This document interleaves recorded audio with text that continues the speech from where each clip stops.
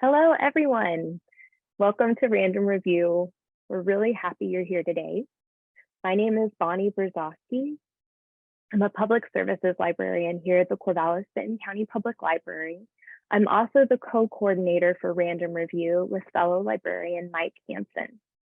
Today, we're joined by Dolly Chao, and she is going to review the book, Last Boat Out of Shanghai, the epic story of the Chinese who fled Mao's revolution, which is authored by Helen Zia.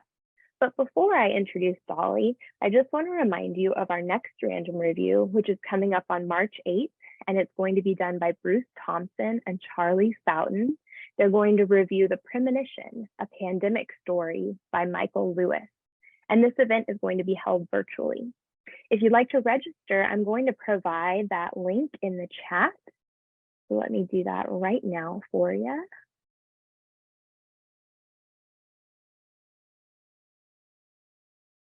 If I can.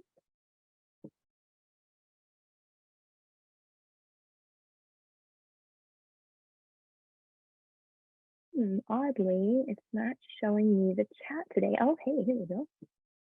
Found it. Thanks for your patience. And I'm going to send you that link now. So that takes you to the Random Review webpage. And you can see past random reviews from that webpage. You can also register for upcoming random reviews. And so far, they are all still virtual. We haven't posted our January review of Facing the Mountain, which was reviewed by Russell Yamada just yet, but it's coming very soon, so keep an eye out for that. I would like to remind you that the Random Review series is co-sponsored by the Friends of the Corvallis-Benton County Public Library. That's an all-volunteer organization that's committed to supporting our library. We're really grateful to the Friends for their tremendous support. You can learn more about the Friends, become a member, and find out more about becoming a Friends volunteer at the other link that I'm about to share in the chat. Sorry, I'm a little clumsy today. Here we go. So that will take you to the Friends webpage. And I want to take a quick second just to orient you to the platform we're using today. So I'm sure many of you are familiar with Zoom at this point, but to submit questions throughout the presentation that we will answer at the end, please click on Q&A. It's usually in the top left corner of your window. Just a note that I will send a video recording of today's review via email to everyone who registered within approximately 24 to 48 hours of the review. Once the recording is subtitled by our staff, it's also going to be posted to our YouTube channel at the link that I'm going to share in the chat. Yet another link just for you. This is the library YouTube channel. Here it comes. And I hope that you'll check that out because there's a lot of really great events that we record and post there in addition to our random review series. Okay, now let me just take a minute to tell you more about Dolly Chao, our reviewer today. So Dolly was born in Taipei, Taiwan, and she grew up in Hong Kong. She came to the United States for graduate studies at the University of California, Berkeley in 1978. She's worked in many fields, including library automation, which I think is so cool, at Brodart. I know the name Brodart very well as a librarian. Also management consulting at KPMG and software development and project management at 2 shipping companies. She moved to Corvallis in 2011 and is currently happily retired.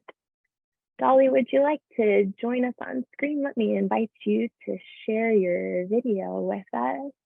I will do that now. And Dolly should be joining us pretty shortly. Hi, Dolly. Hi, can you hear me?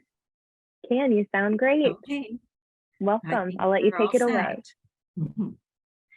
Thank you all for attending Random Review today. The book I'm reviewing is Last Boat Out of Shanghai, the epic story of the Chinese who fled Mao's revolution by Helen Zia. This book resonated with me because both my parents were from Shanghai and lived there through the years of Japanese occupation and the Second World War. And they were part of the group of Chinese who fled Shanghai when the communists took over. My mother grew up in the city of Shanghai, while my father grew up in a village just outside of Shanghai, which has since been incorporated into the city. My father's background is similar to one of the individuals in the book, Ho Chao, in that my grandfather owned land and made a living leasing land to tenant farmers. Both my parents had graduated from college by the time they left and went to Taiwan. My father graduated from University of Shanghai and my mother from St. John's University, which is mentioned in the book and which you will hear about more later. They met and married in Taiwan, and I was born there. So I read this book through a more personal lens than most people, and I hope to share some of what my parents told me with you today.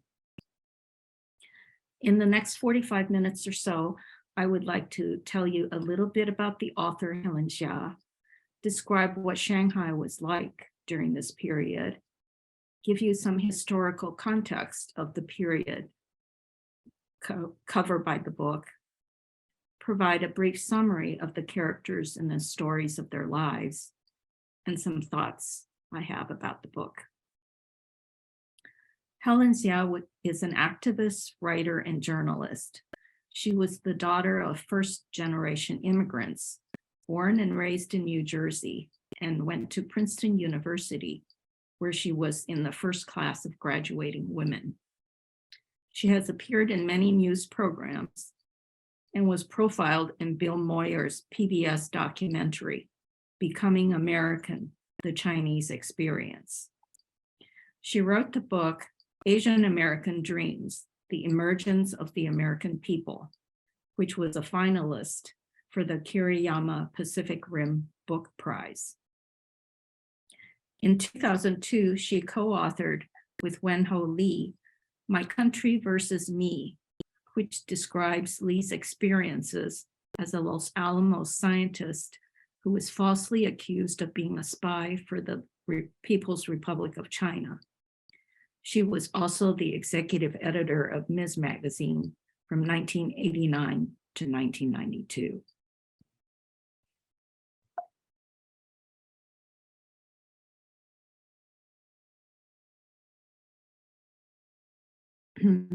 I have on the screen a map of China. As you can see, Shanghai is on the central coast. Beijing is to the far north, and Hong Kong and Guangzhou are to the south.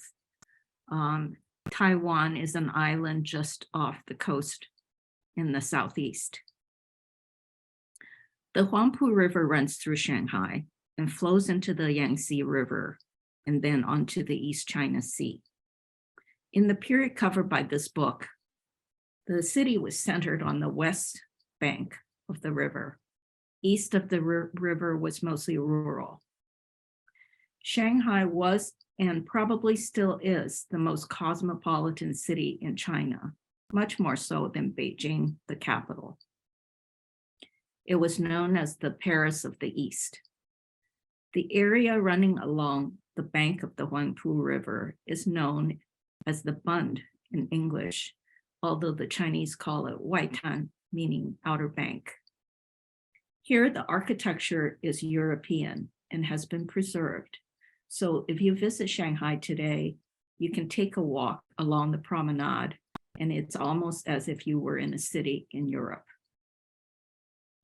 Shanghai was cosmopolitan due to its history as a treaty port in the 1800s. During that period, China pushed to restrict trade with the West, especially since more and more Chinese were getting addicted to opium, which was imported by Western powers and a major source of revenue for them. China was defeated in the Opium Wars and had to agree to open up trade to the West. As part of the agreement, 5 ports were open to Western powers for trading. Shanghai was one of them.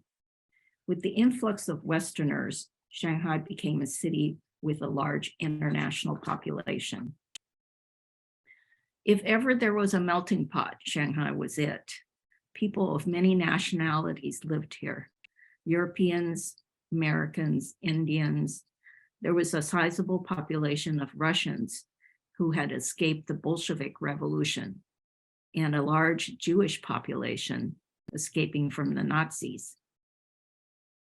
From the mid-1800s until the attack on Pearl Harbor, the foreign population lived in the foreign concessions.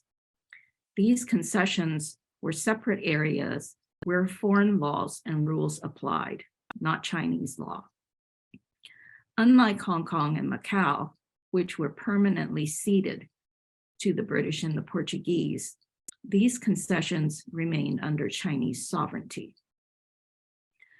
There were two settlements in the period covered by the book: the French concession and the international settlement.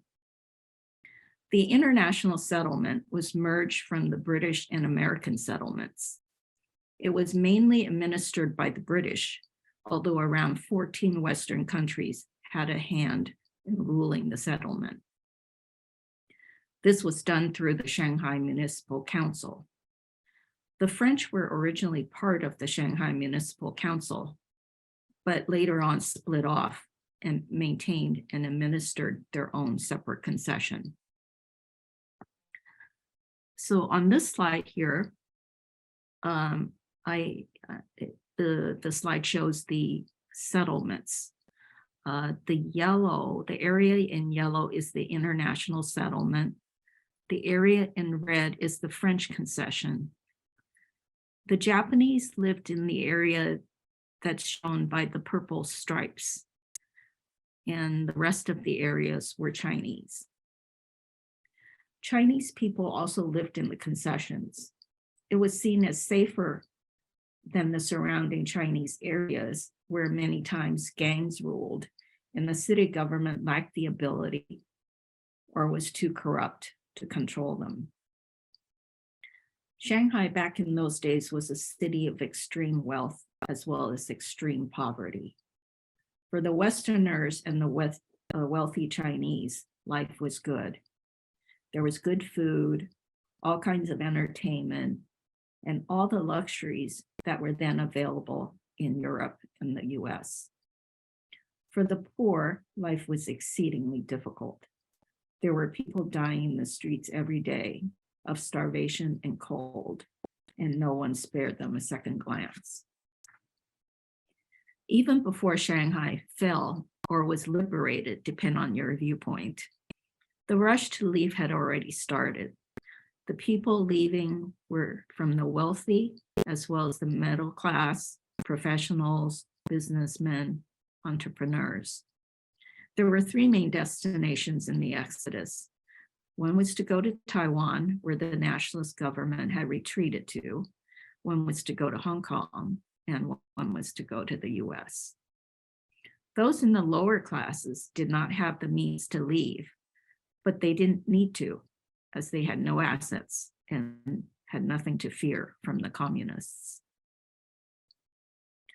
The main period of time covered in the book, 1937 to the late 1950s, was a time of great upheaval and turmoil in China. There were several key historical events during these years. First was the Japanese invasion of China. This began in 1931 when they took Manchuria, and by 1937, the Japanese controlled large swaths of China. The Japanese army was extremely violent and brutal towards the Chinese population. If you talk to anyone of my parents' generation, they all have stories of the terror and pain inflicted by Japanese soldiers. The Japanese occupation of China finally came to an end at the end of the Second World War. Another major event was the attack on Pearl Harbor in 1941. Up until then, the Japanese had largely left the international community alone in Shanghai, the community in Shanghai. After Pearl Harbor, people from the Axis countries continued as before, but Allied country nationals were rounded up and put into internment camps. This also marked the end of the French and international settlements. The third major event was the end of the Second World War in 1945.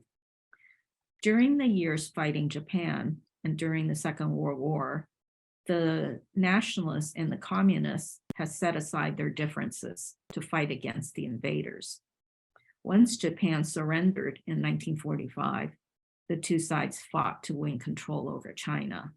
It quickly became a civil war. Lastly, 1949 saw the victory of the communists over the nationalists and the establishment of the People's Republic of China. The nationalists were better armed and they were supplied by the US, but the administration was inept and corrupt. And after losing city after city, they retreated out of mainland China to the island of Taiwan.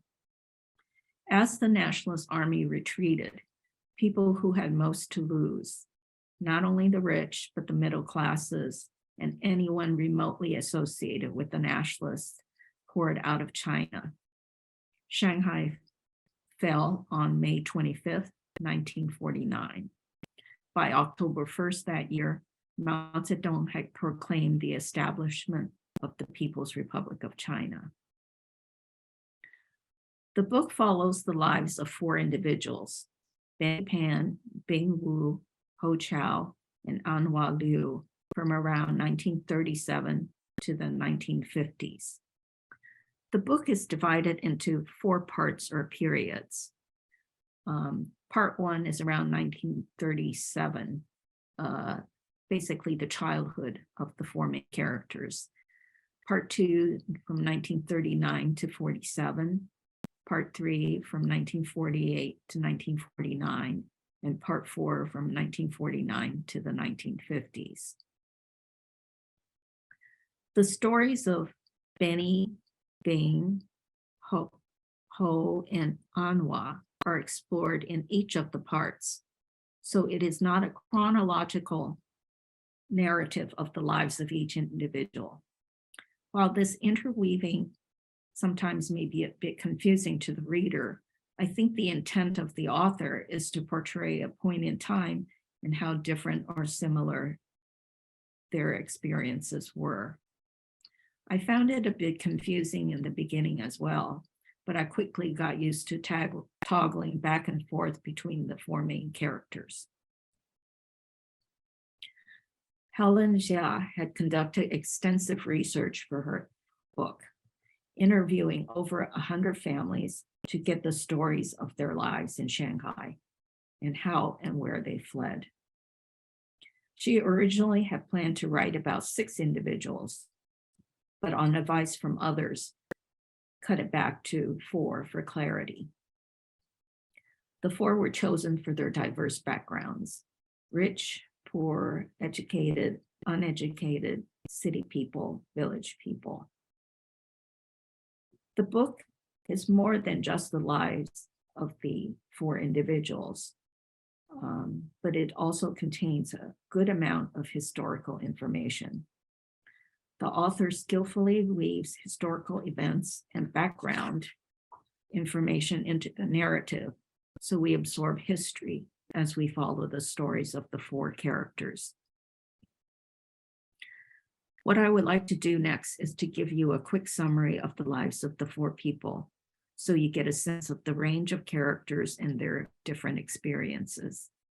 Despite their varied circumstances, they all face their unique challenges with courage, resilience, and grace.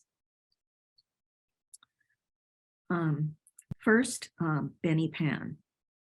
Benny was the only son in a family with 5 daughters. They were a well-to-do family and lived a very comfortable life. His parents attended St. John's University, the preeminent institution of higher education then in Shanghai, much like Harvard is today in the US.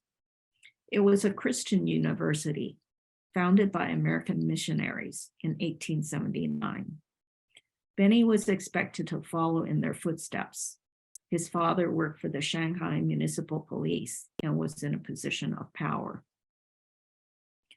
After Shanghai fell to the Japanese, Benny's father collaborated with the Japanese occupiers. Because he was a collaborator, they were able to live a lavish and comfortable life. This all came to an abrupt end when Japan surrendered at the end of World War II.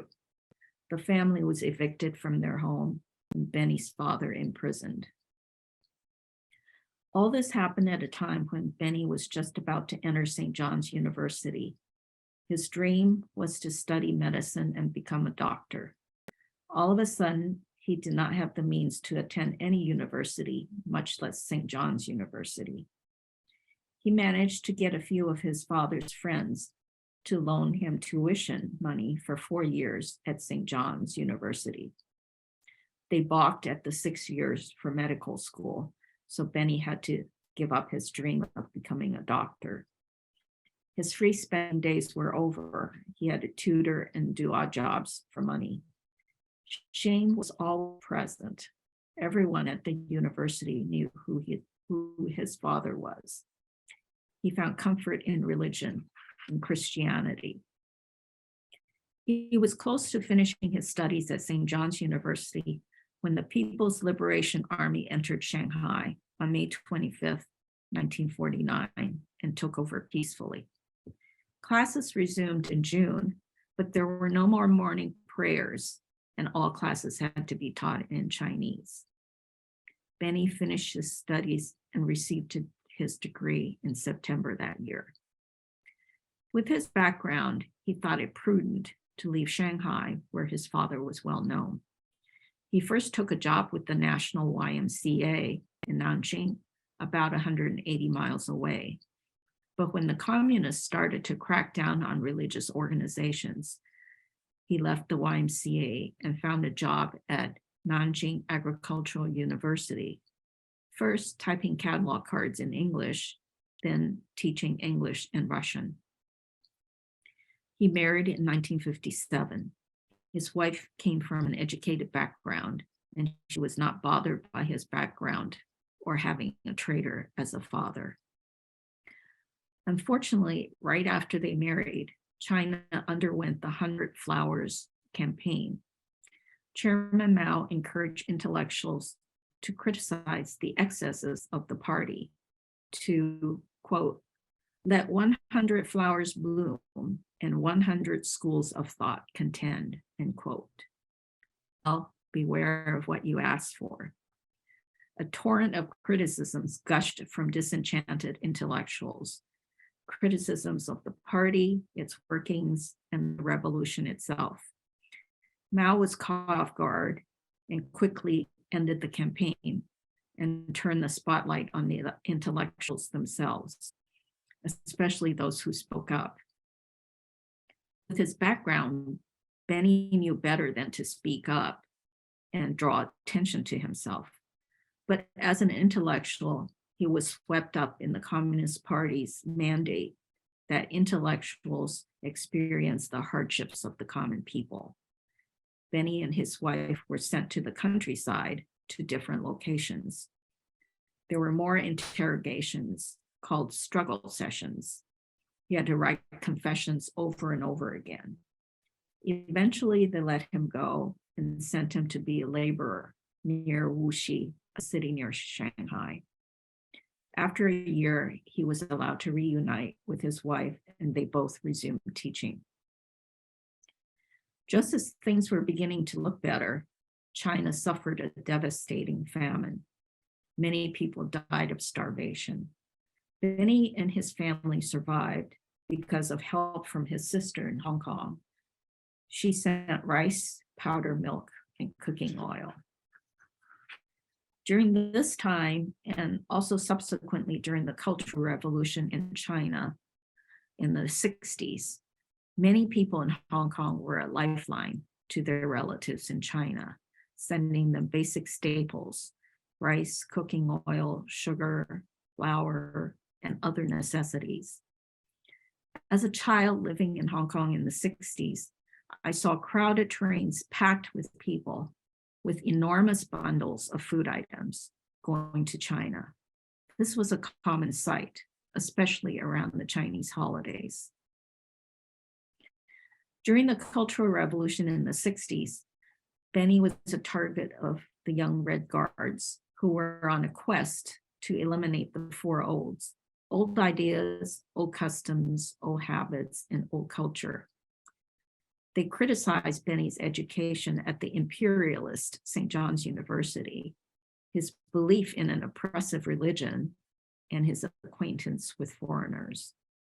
He was locked in a classroom for 3 years. Because his wife refused to divorce him, she was sent to the countryside with the 2 children and left to fend for themselves. After the death of Mao and the end of the Cultural Revolution, Benny was released from detention and was allowed to rejoin his family. When his daughter came to the US to study, he told her not to return. Eventually, Benny also came and settled in the US. The second character is Bing Wu. Bing was born in a village in the countryside, the only girl among 3 children. Her family was poor and they lived in a 2-room cottage with dirt floors. Her father was away often, working the field at a landowner's property. They suffered as soldiers seized crops and conscripted men for labor. At the age of 6, her parents gave her up for adoption as they could no longer afford to feed 3 children. Bing ended up getting adopted twice. She was first adopted by the wife of a government official, and it was she who gave her the name Bing. She was well treated and sent to school. However, her adoptive mother did not tell her husband of the adoption. So when he sent for her to join him in the wartime capital of Chongqing in the interior of China, she left Bing with another family. Her new adoptive family consisted of a young woman she called older sister and the mother, whom she called Ma. Her new adoptive family had assured her first adoptive mother that Bing's education would continue, and it did for a while, until one day she dropped a pan of hot water on her foot. While in recovery, she couldn't walk and stopped going to school. In the meantime, elder sister got married to a Danish man, and they had a baby boy. After Bing's foot healed, she stayed home to take care of her nephew. Elder sister's Danish husband got a job at Texaco and got paid in US dollars. This was a huge benefit at the time, as they didn't have to contend with the devaluation of the yuan, the Chinese dollar. Here's a description of the situation in the book. Quote, as hyperinflation careened out of control, it became common on Shanghai streets to see people with baskets, hand carts, and pedicabs overflowing with near worthless paper yuan to buy a few vegetables.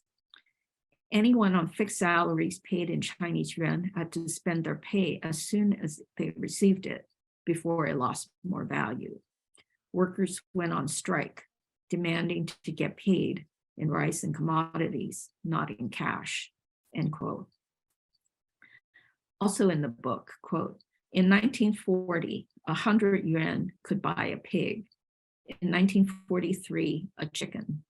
In 1945, a fish, while in 1946, it would buy only an egg. By 1947, it couldn't even fetch a pack of matches, end quote. My mother had also told me about hyperinflation.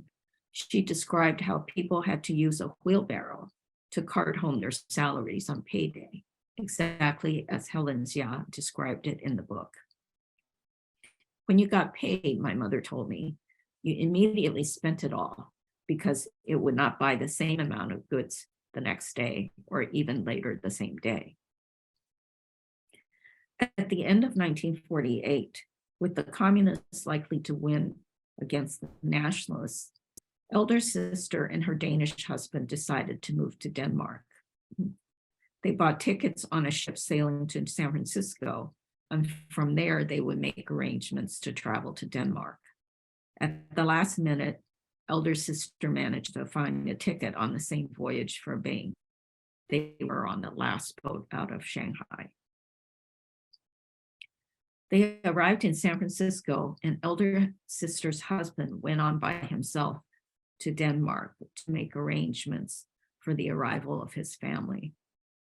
Bing preferred to stay in the US, as Denmark was even more foreign to her than the US.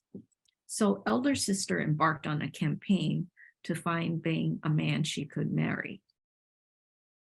Bing eventually married John Yi, a bank teller from New York, and moved there with him. John treated her well, and they had a son and were content with their life. Elder sister came to live in New York by herself, as her Danish husband had decided to move with his children to Australia, a country where non-white people were not welcome and not allowed in. Bing's husband died suddenly, and she was left a widow at 21 with an infant son. Bing remarried to a man named Frank. Just when they were settling down after the birth of their baby girl, Bing received a summons to a deportation hearing. John, her first husband, was an American citizen, and that would have enabled her to get permanent residency, but they had procrastinated in submitting her application. Frank also had immigration issues. After 2 years of difficult immigration proceedings, they managed to secure legal residency and settle down. They had 4 children. During this stressful time, Bing came down with tuberculosis. On doctor's orders, her children were put into foster care. This was traumatic for Bing, as it brought back memories of abandonment in her early life. Eventually, she was able to bring them home after her tuberculosis was treated. They worked hard to make a living. Frank drove a taxi and was a door-to-door salesman. Bing did piecework, producing novelties to sell to florists. They settled into life in the suburbs. The third main character in the book is Ho Chow. Ho's family was from a town 75 miles northwest of Shanghai. They were land-owning gentry and made a living by collecting rent from tenant farmers. Ho's father died young, leaving his mother to bring up Ho and a brother and sister. Ho's mother pawned her wedding jewelry to pay for Ho's schooling. She herself was illiterate, but understood the value of education. In the midst of the war against Japan, Ho's grandmother decided to move the family to Shanghai for safety reasons, and Ho went to school there. He took the very competitive entrance exam for the mechanical engineering department at Jiao Tong University and was able to get in. Jiao Tong University is a preeminent university in Shanghai, whereas St. John's was like Harvard in the US. The equivalent of Jiao Tong University would be MIT. The university still exists today and is one of the top-tier universities in China.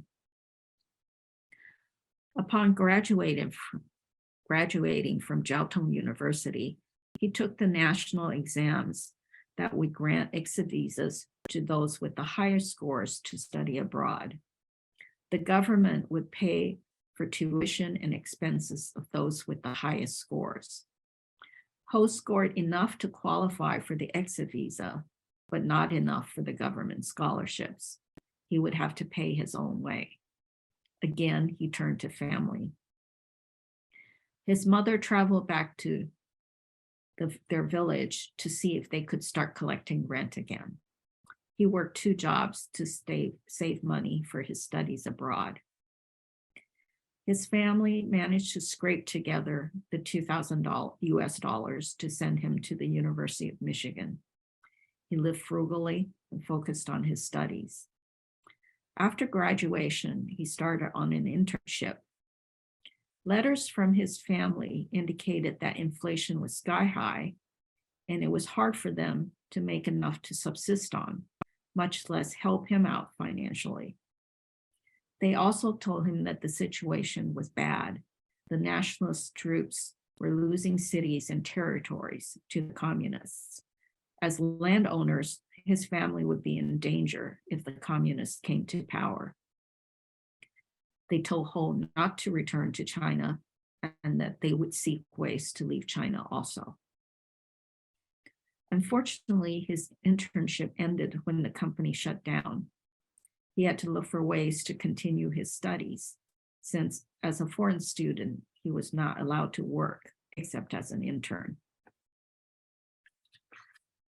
Around this time, he received a cryptic letter from his brother expressing gladness for the communist liberation of Shanghai. This was entirely out of character for his brother, and he was worried for them. Soon after, he stopped getting letters from his family. Breaks in communication between families in China and those abroad were quite common then. Back in those days, you had to be very careful what you wrote in letters because there were censors who read every word. The new communist government reached out and appealed to Chinese students in the US to return to China, since these were the best and the brightest young people of their generation. This is how it's described in the book. Quote, the Beijing government organized a letter writing campaign to Chinese students abroad, exhorting them to return to their motherland to help chart the course of the new China. A few of the letters came from Premier Zhou Enlai himself, while most came from students' family members, reassuring the students that the communist regime would welcome them back with open arms, end quote. Like Ho's family, many families during the 50s and 60s decided it was better not to communicate at all and cut off all ties. My family did exactly that. My father was studying in the US in the 50s and was able to communicate with his family in Shanghai. But when he began getting letters from family trying to persuade him to come back to China to help in its rebuilding, he feared his family was being pressured and decided that it would be best if he cut off all correspondence. My father did not communicate with his siblings again until after Mao's death and the opening of China. Back to Ho. He was in a situation common among Chinese students at the time. They were cut off from family and had to find a way to support themselves. However, they were not allowed to legally work. They were also not allowed to return to China. The US government was afraid their skills would be put to use by communists. They were caught between a rock and a hard place. In 1950, Congress finally realized that they could not forbid the Chinese students from returning to China, but also deny them the means to work to support themselves. Congress passed several acts to assist the stranded students and allow them to apply for permanent resident status. Thus, Ho was able to settle in the US. Sadly, Ho did not complete his PhD work. A graduate student at another university had submitted as his dissertation the exact same topic Ho was working on. If he wanted to get a PhD, he would have to find another topic and start over. He decided not to. He had met the woman who would become his wife, and he wanted to marry and settle down. Because it was very difficult for Chinese to get hired, he took a lowly draftsman's job at a small engineering company. He did well and was recognized for his work there. His boss encouraged him to apply for security clearance so he could work on military projects. He received approval and was able to further his career. In 1973, he was part of a high-level delegation of American scientists and engineers meeting with their Chinese counterparts. He received permission from both the US and Chinese governments to visit his mother. He met his mother and brother in a tearful reunion after a 26-year separation. Anhua Liu is the third, or is the fourth character in the book. Anhua came from a well-to-do family and had a brother and sister. Both her parents were from wealthy families and highly educated. Her mother had a medical degree. Her father had a degree in law. They were part of a generation of forward-looking Chinese intellectuals, full of hope for a new China. When the war against Japan intensified, her father joined the government and evacuated to the interior, leaving his family behind in Shanghai. Over the next few years, Anhua, her mother, and her siblings made arduous journeys around China, each time seeking a safer place to stay. There's a term in Chinese for this, Tao Nan, meaning running away from difficulty. I heard this term often in my childhood. At one point, Anhua and her family had to change their names and get new identities. When it looked like the communists were going to win the war, Anhua's father managed to secure plane tickets for his family to go to Taiwan. In the book, Anhua asked her mother why they had to leave.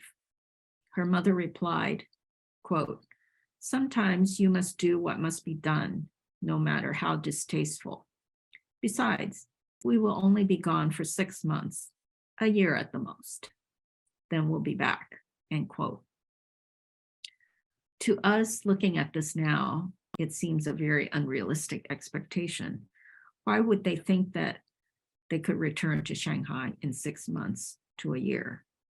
If the Nationalist Army lost battle after battle to a ragtag peasant army, how could they retake the mainland? Yet many of the exiles believed it at the time. My mother told me that she and my grandparents had expected to return to Shanghai very soon, so they did not bring much with them to Taiwan. My grandparents left most things behind, their photos, jewelry, and other valuable items in the care of relatives who stayed. They all believed the retreat to Taiwan was temporary. In Taiwan, Anhua studied at the top girls' school, and after graduating, she was admitted to the elite National Taiwan University. She wanted to study literature, English literature, but her father wanted her to study medicine so that she could take care of him in his old age. It must have been a common wish among parents at that time for their offspring to study medicine, because my grandfather also wanted my mother to study medicine, whereas my mother wanted to study music and piano. My grandfather's reason for it was different, though.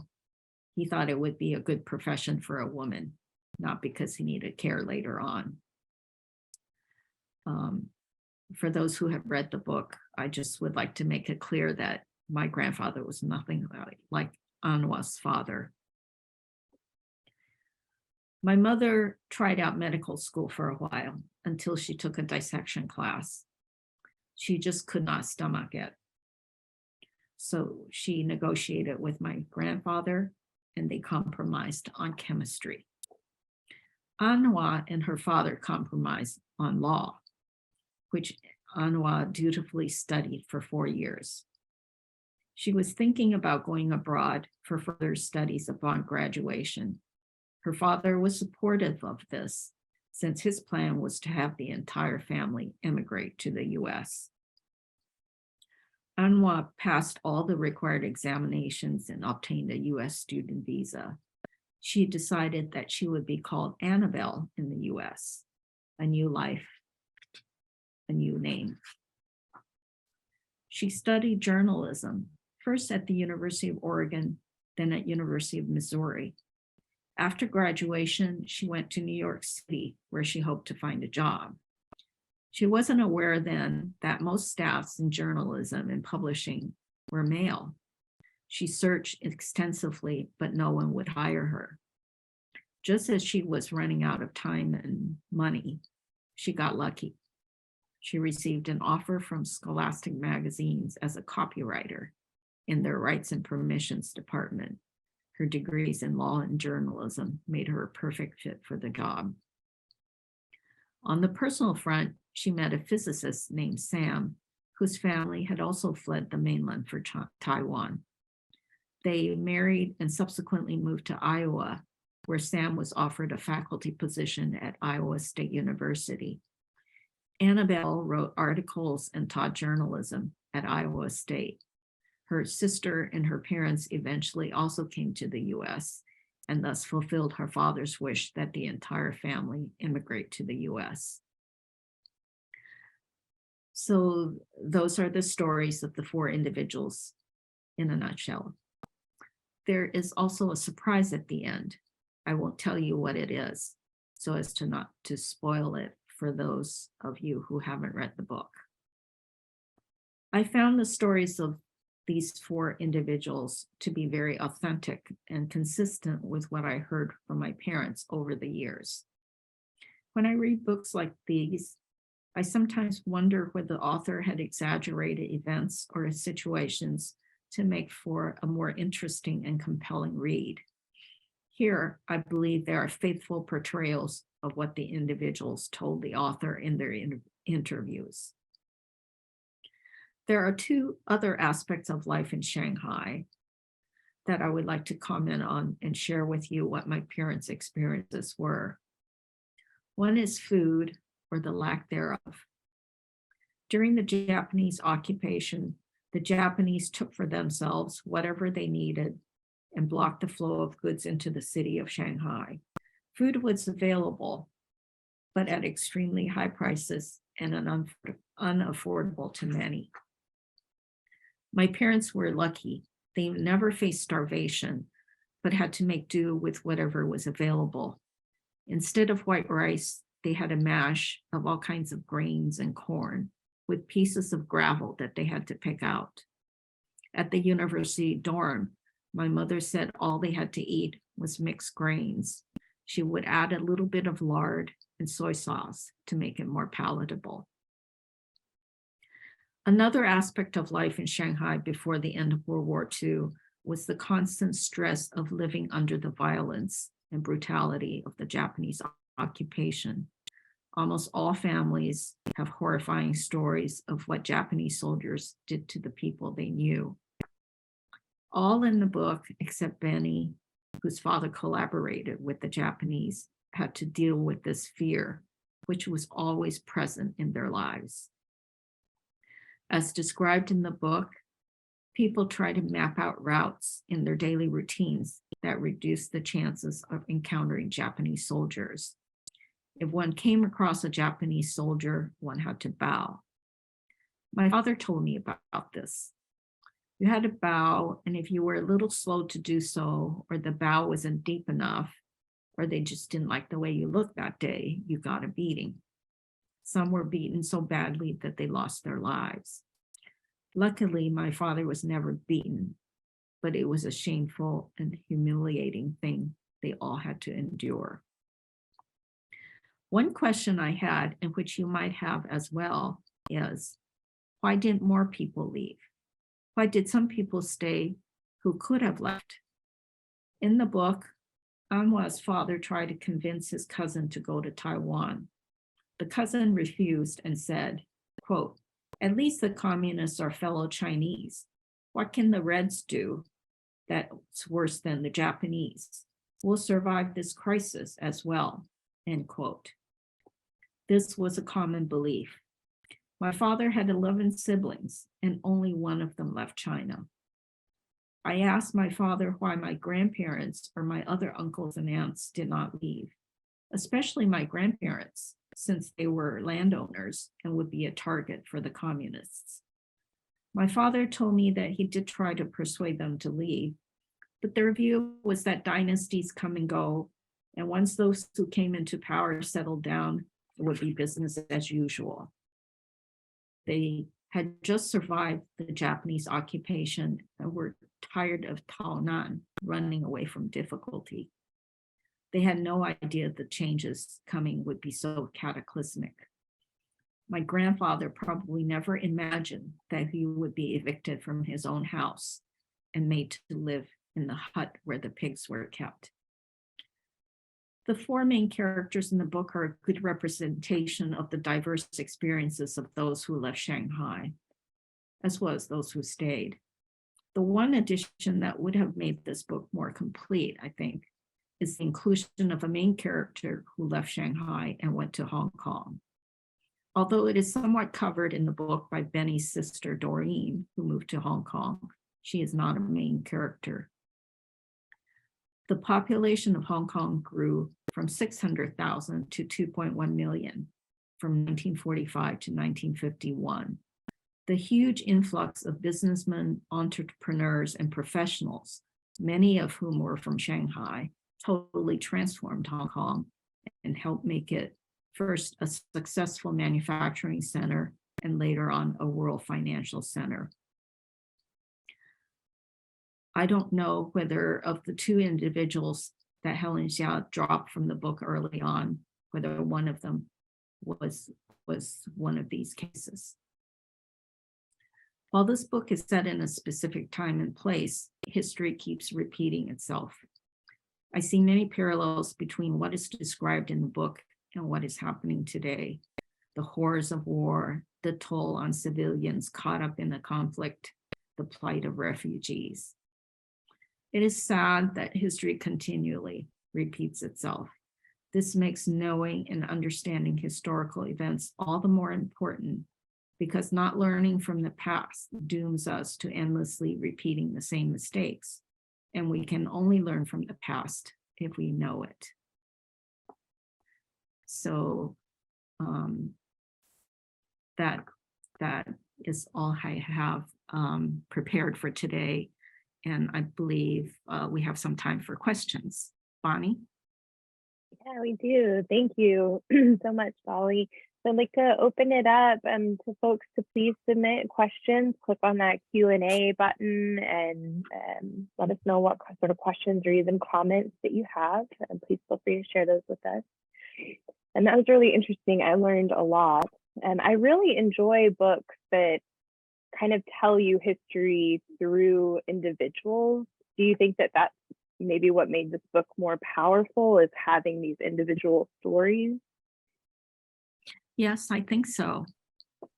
Because the lives of the four people are interesting, but it's the history that's interwoven into it that makes it a more rich experience when you're reading it, I think. Yeah, definitely. Go. Somebody coming in saying excellent presentation. Thank you. Thank you, Bonnie. Thank you for the opportunity. Yeah, of course. Let's give it a few more minutes, see if anybody else has anything to say. Here we go. And Deborah asked, is Shanghai still as vibrant and unusual a city today as it was then? Yes, it is. I don't remember the exact the population count, but it is huge city. It's a bustling city. I could see the changes over the years. When I went in the 1990s, I remember going from Hong Kong, flying into Shanghai. And back then, things were quieter. It was this large city. There were lots of people. But you could, in Hong Kong, the lights were blazing. You could see lights everywhere. But when you got to Shanghai, as I was taking the taxi to the hotel, things were dimmer. There were fewer lights. The lights were not as bright. When I went back in the 2000s, there was no difference. It was like Hong Kong. There was a lot of energy. You could feel the energy in the city. I was working for the shipping company, and I went to visit the loading the harbor where they loaded and unloaded containers. And whereas here on the West Coast, there were certain hours that the longshoremen would work, there was no such thing in Shanghai. The harbor, the workers, they were loading and unloading containers 7 by 24. It was just massive. Mm. And Anne asks, I'm curious how you see China's current government and the direction it's moving globally, as well as within their own borders. Bonnie, could you repeat that? I didn't catch the last part of it. Sure, of course. So I'm curious how you see China's current government and the direction it's moving globally, as well as within their own borders. Well, I think things have changed in the last few years. The Chinese seem to be exerting themselves more on the world stage. I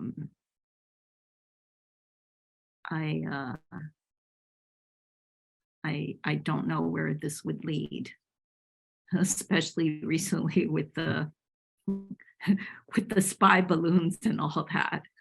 I had no clue those kinds of things were going on. But from a Chinese perspective, you have to understand that back in the 1800s, it was a very humiliating time for China. They had things imposed on them by the Western powers. And so there was always this sense of, we need to gain back control over our destiny, and we need to stand up and be equal with the rest of the world. So that has always kind of been in the back of people's minds. Thank you. Could you tell us a little about your family's transition to the United States from Hong Kong? My parents went to Taiwan, and I was born there. And in 1960, my father came over as a visiting scientist to Indiana University. And we stayed there for 2 years. And then we moved to Hong Kong. And that's where I grew up. I only went to a primary school I think I went to first grade in Taiwan. And then I repeated first grade in the US because I didn't know any English when I got here. And then I finished second grade. And then I went to Hong Kong, and we lived there for many years until I came over for graduate school. What did you study in graduate school? Library science. You did? Or it was called Library and Information Studies. Sure. How did I not know that? I love it. Yes, but then my career kind of took, my first job was with Brodart doing library automation. And then I went to work for KPMG, who had wanted to start a library consulting practice. But, they decided after a year or two that wasn't what they wanted to do. So I moved into their group that consulted for universities. And then that's when I got into software development and project management. Sure. An interesting background. Mm-hmm. Kind of meanders quite a bit. Yeah, as it happens for many of us. So Dolly, that was wonderful. It's 1 o'clock right now, so I'll go ahead and wrap us up. I'm just seeing a lot more thanks, and people really appreciated this, and the personal inputs that you added made it just a lot more interesting for people. So thank you so much for sharing your stories and sharing the stories of these characters. It's really interesting. Well, thank you for giving me the opportunity to share some of my experiences, Oh, of course. or rather Happy to. my parents. Sure, sure. Yeah, that's great. All right. Well, we'll go ahead and sign off for today. Thank you all for joining us. Thanks again, Dolly. And I hope to see everybody next month. And we will send out this recording to everyone. You are welcome to forward this recording on to friends until we're able to get it subtitled and on our YouTube page. Feel free to also contact us directly if for some reason you don't receive the link. We're happy to email it out. So thank you all. Thank you, Dolly. And we'll see you next time. Bye-bye.